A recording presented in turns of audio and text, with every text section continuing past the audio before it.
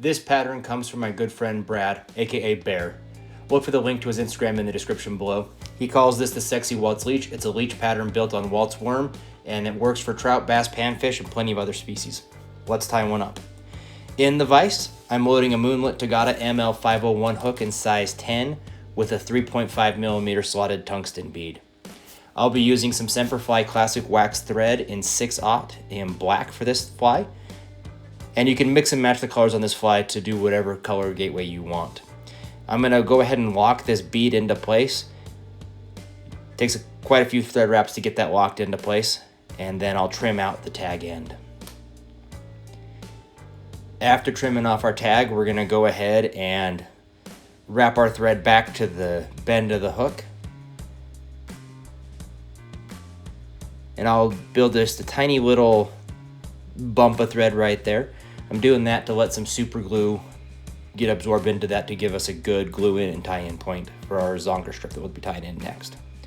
So small dab of super glue right there on top, and then we'll grab our Zonker strip. This is a pine squirrel Zonker strip in 1/16 inch, which is basically 2mm. And we're gonna go ahead and measure that to be 1 hook length in length. And we're gonna tie it with the fur pointing down currently, because the jig will invert the hook when we're fishing it. So we'll go ahead and lock that in with some nice wraps and make sure that Zonker strip is aligned properly on the top of the hook. Lock that down nice and tight. And from here, we'll go ahead and grab some Flashabou in pearl, and we'll tie that in alongside the towards us side of the hook. That'll give us a clean and consistent tie-in point and allows us to have consistent wraps of our Flashabou when we're moving forward. So we'll tie that all the way back into that Zonker strip tie-in point. And from here, we're gonna go ahead and use some Fly Tires Dungeon Leech dubbing in black leech. It's a black dubbing with a little bit of red flash in there. It's a great flashy leech dubbing. I love tying this up.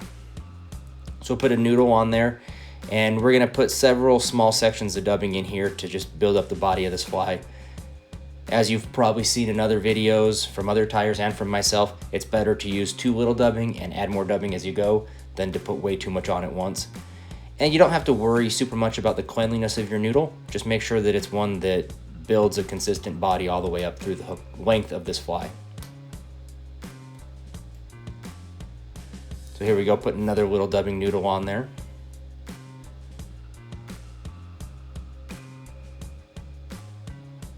And just try and build that consistent body all the way up to the bead. And I'll be completely transparent. Part of the reason why I'm using so many small noodles is when tying these flies, the light and the backdrop are a little closer than I want, and it makes it so I can't get quite as much dubbing on as I normally would use when I'm in production tying mode.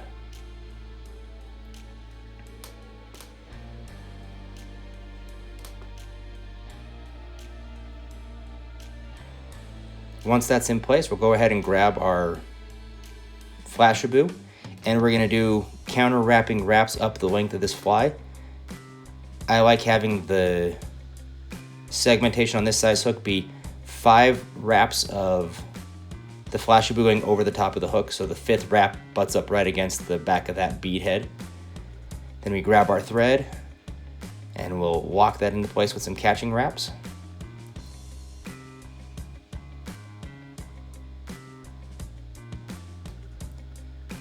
And then we'll grab our scissors once we have that caught in there, and we'll trim out our Flashabou with a little snip. And then, just for cleanliness, I like putting a small little pinch of dubbing on here and wrapping right behind that bead before I whip finish.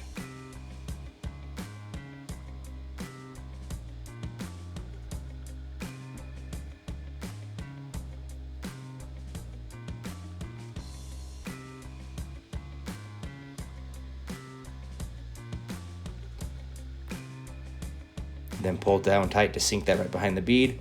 Grab the whip finish tool, and we'll throw in a quick whip finish.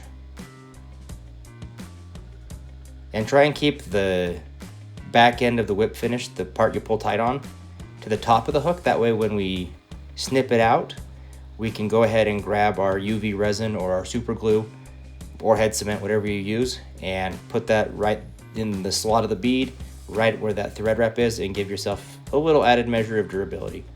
So I'll put a couple drops of resin in here, then grab my UV light and cure that in place for a couple of seconds, and you have a finished sexy Walt's leech.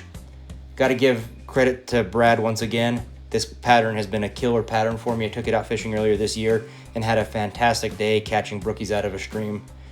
So much fun. Couldn't help but giggle the entire time. If this pattern has been of any use to you in this video, please take a quick moment, like and subscribe.